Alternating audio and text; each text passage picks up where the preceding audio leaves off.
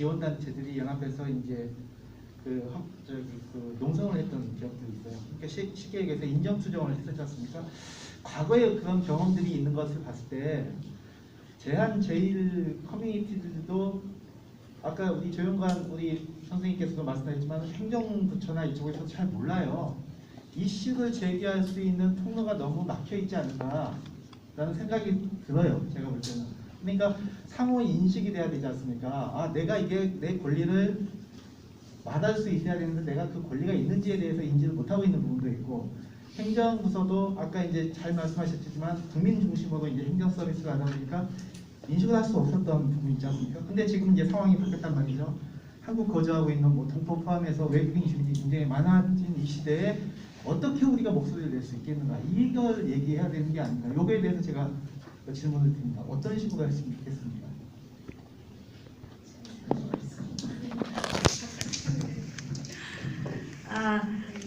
네, 지금 질문을 아주 큰 질문을 던져주셨는데, 이건 혹시 발제자분께 네, 이게 꼭 이 발제자분에게보다는 큰 의미로 던져주셨던 전체 주제 전체가 다 한국의 이제 외국인 주민일 수도 있고 동포일 수도 있고 다 포함해서 같은 문제라고 생각이 들어요. 지금은 우리가 이거를 이슈 제기하는 이런 그 연대도 좀 굉장히 약한 것 같고요. 그리고 목소리를 내는 방식, 뭐 이제 학술적인 부분도 있고 정책적인 부분도 있고, 아니면 이제 사회 지원 단체도 있지 않습니까? 근데 그 부분들의 연대가 좀 깨진 게 아닌가라는 생각이 들어요. 그래서 그게 다시 뭐 학술 영역이 됐든 정책 영역이 됐든 사회의 어떤 단체 영역이 됐든 간에 연결 고리를 통해서 해결해 볼 필요가 있지 않겠는가, 저는 이제 그 생각이 들어서 이제 그 사례로 우리 조경희 선생님께서 말씀하신 제한 제일 같은 경우는 이런 것들이 발견이 된 것인지, 아니면 이게 이제 권리 인식의 하나의 단계인지, 거기에 따라서 어떤 방식의 우리가 이 한국 사회에서의 어떤 인정 투쟁일 수도 있고 제도 개선적일 수도 있는데 이 부분을 할 수 있겠는가, 이런 부분도 좀 나왔으면 좋겠다고 생각이 들어서 말씀드립니다. 네, 감사합니다. 예, 이제 큰 부분들 제기 그리고 제안으로서 받아들이도록 하겠습니다. 혹시 또 다른 질문이 있으시면 네, 손 들어주셨죠?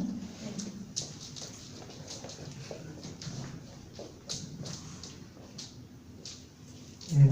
안녕하세요. 이거 코로나랑 관련 이게 얼마나 있는지 모르겠지만 이게 쭉 말씀하시는 내용들이 단순히 코로나 이 문제만이 아니라 한국 사회의 구조적인 문제, 그러니까 재외 동포나 이주민을 대하는 시선, 이런 부분에 대해서 많이 이야기를 하셔서 혹시라도 이 부분도 조금 생각해 주셨으면 어떨까 해서 공유하고 싶어서 말씀드립니다. 이게 제가 지금 제한제일동포죠. 제한제일동포 청년인데, 남성인데, 이 친구한테 받은 내용인데요. 이 친구 이름은 이제 정유경이라는 친구고, 그 병역법 관련해서 이런 통지서를 받았습니다.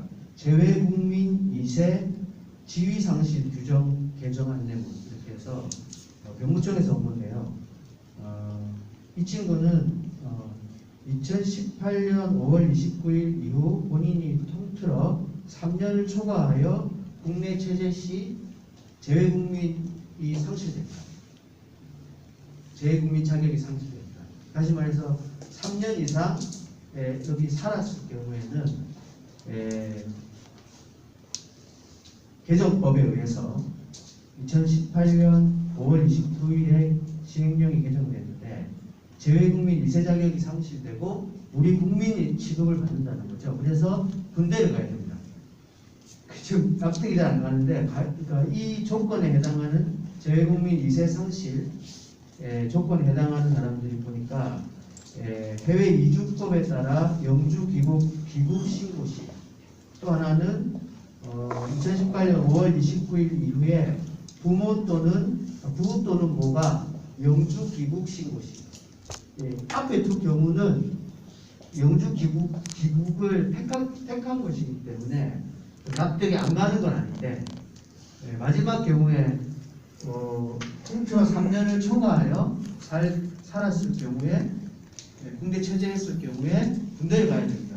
그러니까 재외국민 자격이 상실된다는 뜻이죠. 그래서 이 친구는 지금 한국에서 취직을 하고 있는 상황인데 이제 1년 6개월 후에는 이제 할 수 없이 이 직장을 버리고 일본으로 돌아가야 되는 상황이고, 제가 알고 있는 어떤 친구는 여기서 박사 과정을 밟으려고 공부를 하려고 하고 있는데 이것 때문에 공부를 못하고 돌아가야 되는 그런 상황입니다. 그래서 이 문제도 함께 공유가 되어서 우리가 함께 고민하면 좋지 않을까 하는 생각에서 많이 가져왔습니다.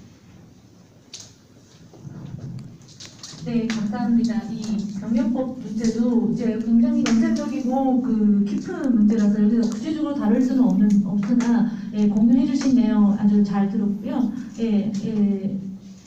공유해주셔서 너무 감사합니다. 네, 또 다른 한 가지만 더. 네.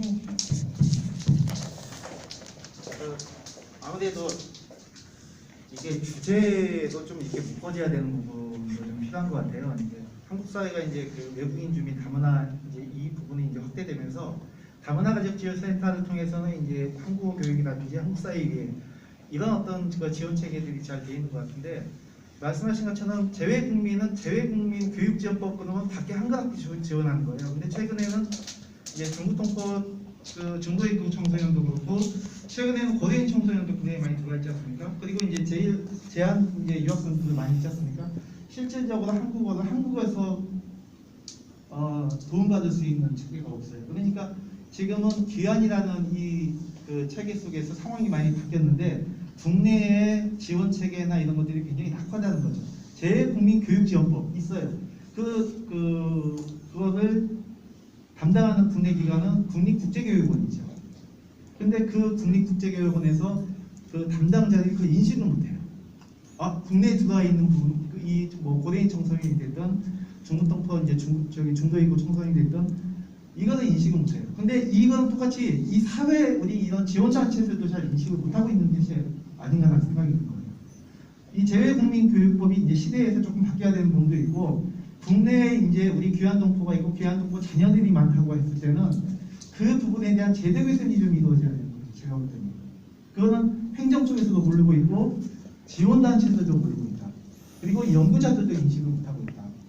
그러니까 이런 주제적으로 좀 저희들이 이거 뭐 이게 사회 토론에 오늘 자리도 있겠지만은 좀 접점을 좀 찾을 필요가 있을 것 같아요. 아까는 이제 출입국이라든지 이런 어떤 코로나 이 방역과 관련된 부분도 많이 있었지만은 전체적으로 제도가 상황이 바뀜으로써 법적 제도적 부분이 바뀌어야 되는 부분에 대해서 우리가 좀 잘 모르고 있는 게 아닌가, 이런 부분도 조금 제가 좀 제안을 드리고 싶습니다. 네, 감사합니다. 네, 중요한 이제 차세대 있겠죠. 이제 이 자녀들에 대한 지원법 그 목표 제도의 변환에 대해서 짚어주셨습니다. 네.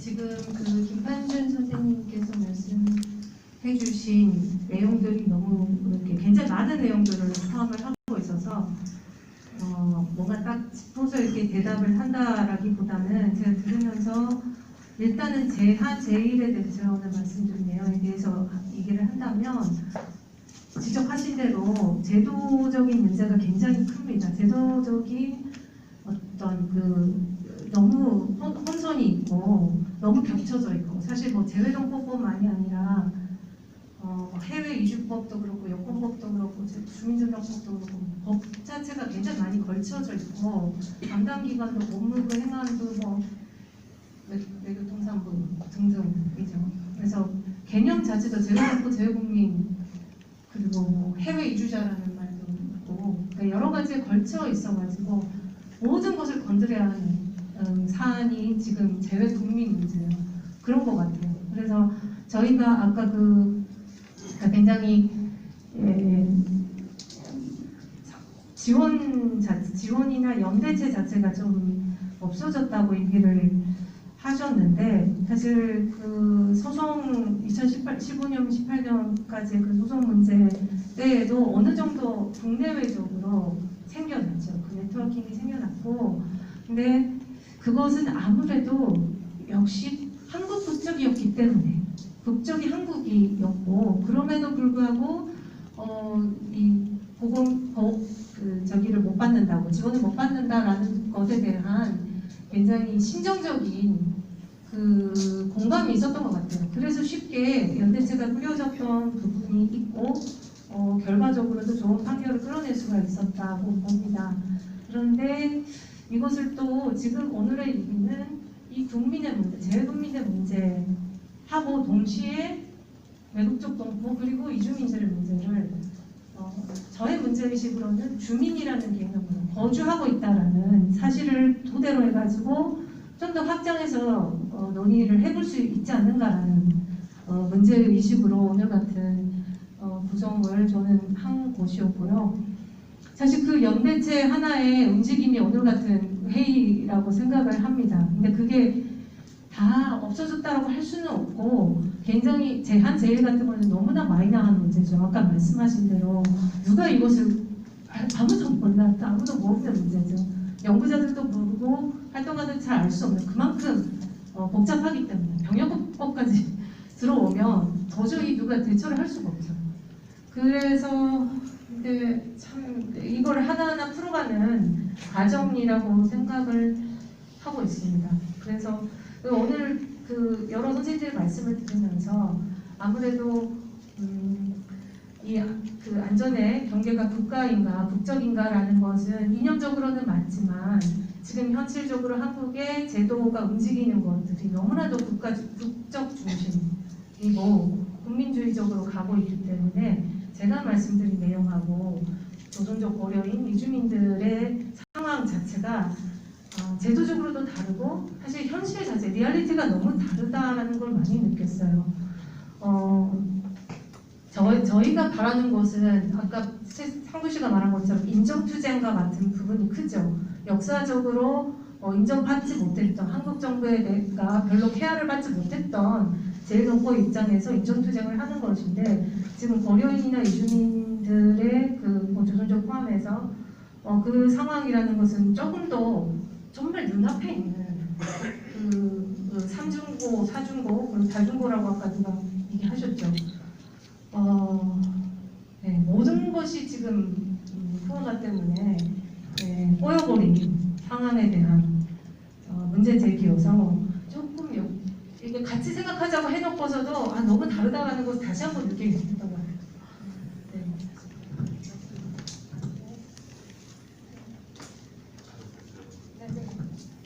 그러면 일단 혹시 질문이 꼭 지금 나오지 않다면 한번 이제 그 발제자분들에게 다시 한번 마이크를 돌려서 마무리 그 발언을 듣도록 하겠습니다. 괜찮으실까요? 네.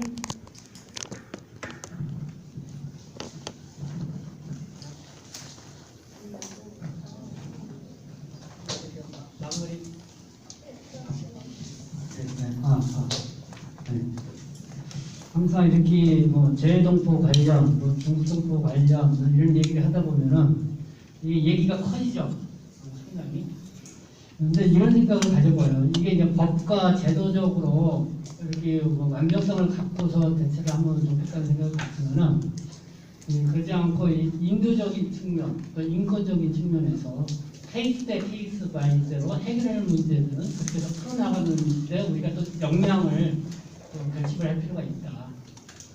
지금 코로나19 시대도 지금 이걸 맞이해서 사실 더 이렇게 여러 가지 사각지대에 놓여 있고 어려운 상황에 빠져 있는 그런 사람들이 있기 때문에 이런 케이스를, 이런 상황들을 우리가 좀 수집을 해서 그런 거를 좀 알게 해서 그렇게 해서 문제를 조금이라도 그 개인적인 문제라고 할 수 있지만은 인도적인 측면에서 이렇게 해결해 나갈 수 있는 뭔가 그런 노력들이 하고 그런 것들이 이제 쌓이면은 결국 이제 법과 제도적으로도 그런 수립을 두는 필요성이 있다는 생각이 들거든요. 그래서 오늘을 이 모임을 주최한 우리 뭐 성범죄에 대해서는 좀 그런 연구 중심에 나갔으면 좋겠고, 우리 민변 공익변론센터에서 실제적인 어떤 그런 역할을 좀 할 수 있을 것 같다는 생각이 드는데, 그러면서 이 조영관 변호사님이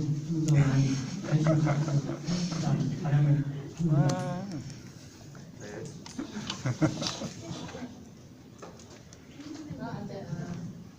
뭐 아까도 얘기했지만 낚여서 왔다가 기대를 했죠. 혹시 같은 처지에 있는 분들과 같이 공유를 하고 뭔가 찾아 나갈 수 있는 대안들을 마련하지 않을까라는 기대를 했고, 뭐 비슷한 생각들을 공유하고요. 지금 당장에 어떤 대안들이 나오지 않는다 하더라도 품목별로라도 또 이렇게 모여 있는 자리에서 이제 품목별 대책이나 정책이나 뭐 이런 것들을 좀 모아지고, 이후에 이제 이게 단위별로도 이런 모임 자리들이 좀 생기면 언제든지 낚이겠습니다. 네. 현실적으로는 저희는 너무나 긴급한 상황들이 많기 때문에 이걸 뭐 고시적으로 뭐 이렇게 바라보거나 이럴 수 있는 상황들은 사실은 아닙니다. 네. 그래서 어쨌든 이 자리 굉장히 요의미하고 이후로도 네, 이런 자리들이 마련될 수 있도록 최상우 선생님 많이 노력해 주세요. 네.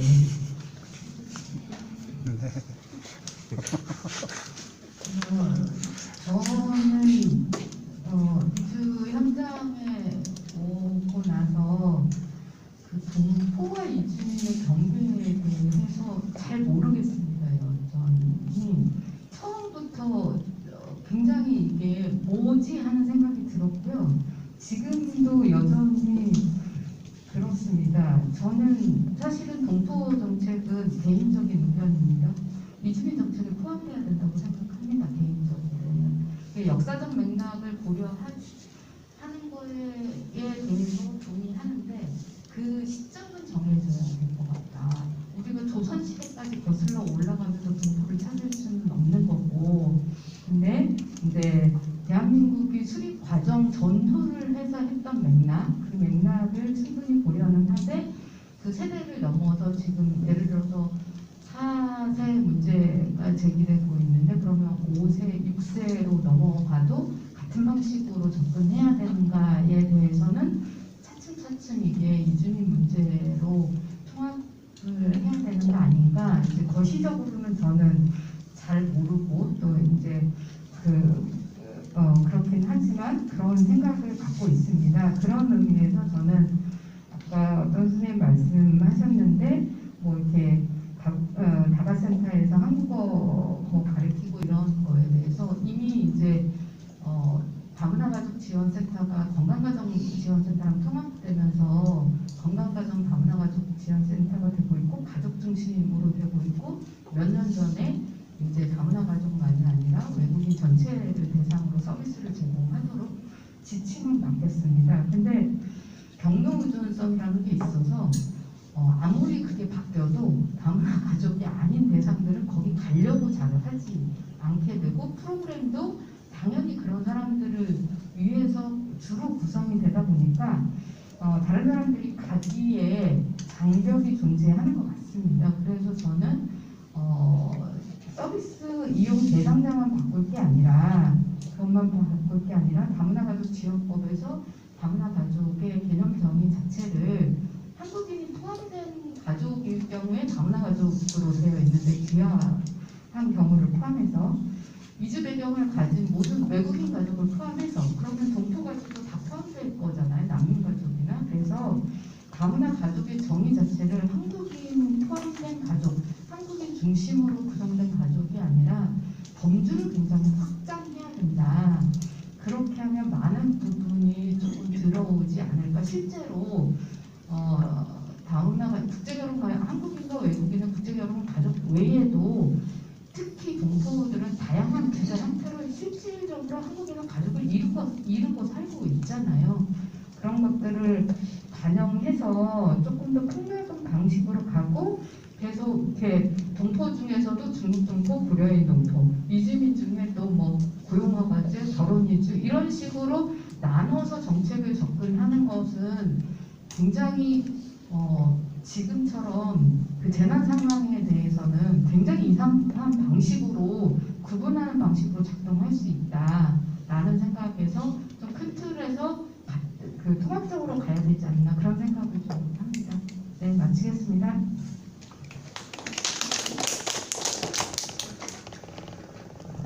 지금 말씀하신 게 정말 앞으로 향하는 그런 방향성을 말씀해 주신 것 같은데, 예, 우리가 오늘 아까 그 타이틀을 어떻게 잡을 것인가도 굉장히 주최 측에서 많이 논의를 했는데, 뭐라고 했죠? 재외 동포 이주민 하이픈 이주민, 그러니까 동포 이주민이라는 것을 사실 뭐 많이 겹치기도 하고 이것을 또 굳이 여기서 구분하는 것도 굉장히 한국적인 맥락이죠. 이것 자체가 굉장히 한국적인 맥락이고 말씀하신 대로 좀 더 보편적인 방향으로 가야 된다라는 거라고 생각합니다. 그래서 저는 오늘 특히 여러 선생님들 말씀에서 정말 코로나 시대에 그러니까 노동과 가족과 이 모든 문제가 포함이 되어 있는, 그러니까 온라인 수업까지 사실 뭐 보통 사람들도 온라인 수업 아이들한테 이제 시키는 것 자체가 굉장히 어려운데 그 정보와 언어가 소통이 잘 안 되는 상태에서 그렇죠, 온라인 수업, 식사, 뭐 돌봄까지 모든 문제가 막혀 있다는 자체를 정말 현실을 알게 되었던 것 같고요. 그래서 제가 어제 또 국가인권위원회에 공고를 받고 서울시나 이제 경기도에서 움직임이 있었는데 속보로 박원순 시장이 이렇게 결정했던 기사에 대해서 어제 하다가 이제 댓글을 보게 됐는데 정말로 알고는 있었지만 정말 하나도 긍정적인 의견이 없었습니다. 수백 개의 댓글에 이게 뭐 기계가 돌리는 것인지 잘 모르겠습니다만 어쨌든 간에 여기에 대해서 다시 한번 절망이랄까요, 실망을 좀 느끼게 되었는데 아까부터 이제 공동체 범위라든가 인권의 범위라는 것을 확장해야 된다라는 말씀을 계속 하셨는데 약간 조 변호사님이 얘기하신 것처럼 차별과 해고 앞으로 굉장히 어떻게 나아갈 것인지 여러 가지 방향들이 인권과 공동체를 살리자 그리고 차별금지법 얘기도 또 나오고 거기에 대해서 백래시가 또 나오고 이런 여러 방향들이 지금 동시에 분출되는 상황인 것 같아요. 그래서 그런 때일수록 준비가 필요하고 이와 같은 연대 활동이 필요하다는 생각을 다시 한번 하게 됐습니다. 감사합니다.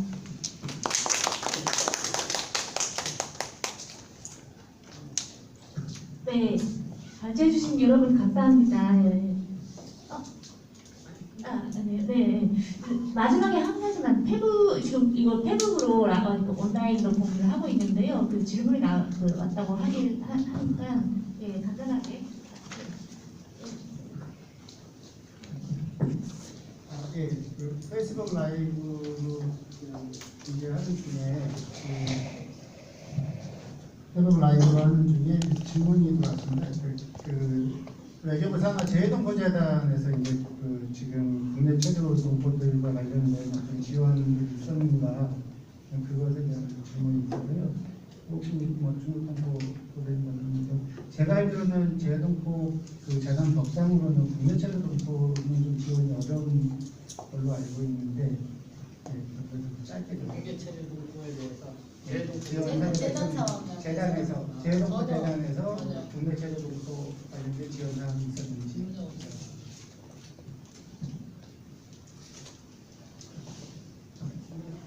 지원가 되고 있으면 얘기. 전혀 없고요. 법무 산하에 있는 이민재단인가 거기서 마스크 들어온 거 빼고 재외동포 재단에서도 재난 상황과 관련돼서 아무도 안 물어본 것 같은데요. 근데 전달을 한번 3월 초쯤에 문의는 왔어요. 공적 마스크에 구입이 안 되니까 그래서 중국분들이 공적 마스크 구입을 못하는 이런 상황이 이렇게 저기 어려움을 겪고 있는 사람이 실제로 많다. 그래서 대단히 그 관계자가 한 명 전화가 왔는데 얼마나 어떻게 국내를 해야 되느냐. 그래서 그 재동포 재단에서 어떻게 감당을 하려고 했냐 뭐 이렇게 얘기를 했었는데 정말 그 정도 관심이 없었어요. 실제로 재동포 재단이 뭐 예산이 뭐 있는 것도 아니고 거기서 뭐 600억으로 이렇게 돌아가는 거기 때문에 큰 여유가 있지는 않아요. 네, 제가 그 토론에서도 말씀드렸듯이 그 해외 동포 관련된 거는 외교부가 그리고 국내 체류 동포들은 이제 그 법무부가 이제 체류와 어떤 비자 관련돼서 인권 문제로서 이제 좀 접근을 하고 있는데 이거 자체가 이제 좀 양분돼 있고 이것을 하나로 묶는 어떤 동포라는 틀로서 하나로 묶여져 있는 어떤 그 컨트롤 타워도 지금 없는 거나 마찬가지인 상황이거든요. 그런 상황입니다. 네, 감사합니다. 네, 표두개까지 질문을 받아서 너무 감사합니다. 네, 시간이 꽤 지난 관계상 여기까지로 하도록 하겠습니다. 사실 오늘 이 집단회라고 해가지고 정말로 그 김영수 선생님께서 말씀하신 것처럼 작은 범위에서 지금 우리가 갖고 있는 그야말로 여러 가지 문제들을 끄집어내고 그래서 좀 의견 교환이나 하자라는 정도로 시작을 했거든요. 그러니까 낚았던 것이 아니라 취지대로 갔는데요. 그래도 어쩌다 이렇게 많은 분들이 시청을 찾아와 주셔서 관심도 보여주셨습니다. 이런 것들이 지금 일단은 안 보이는 부분에서 경험한 사람들만 계속 경험을 하고 부당함을 호소하고 라는 것을 조금이라도 사회적으로 거론을 하고 끄집어내는 그런 작업들이 정말로 곳곳에서 필요하다고 생각을 했고 이게 작지만 이런 사회적 토론의 자리도 정말 의미가 있는 자리가 되지 않을까라고 생각을 해봅니다. 오늘 모처럼 시간을 내주셔서 바쁘신 와중에 발제까지 준비를 해주셨던 네 분 조경 선생님, 김영필 선생님, 김영수 선생님, 호영숙 선생님께 감사드립니다. 토론과 이 집단의 준비까지 해주셨던 최상도 선생님, 조영만 선생님, 그리고 이정수 선생님, 이런 박수 드립니다. 감사합니다. 감사합니다. 부족한 상태로 죄송합니다만 그리고 여기까지 끝까지 남아주신 선생님들에게도 박수와 따뜻한 감사를 드리고 이 자리를 마치도록 하겠습니다. 여러분 관찰국에 조심히 가십시오. 감사합니다. 지금 혹시 방명록 안 잡아주신 분들 여기 와서 적어주시면 감사하겠습니다.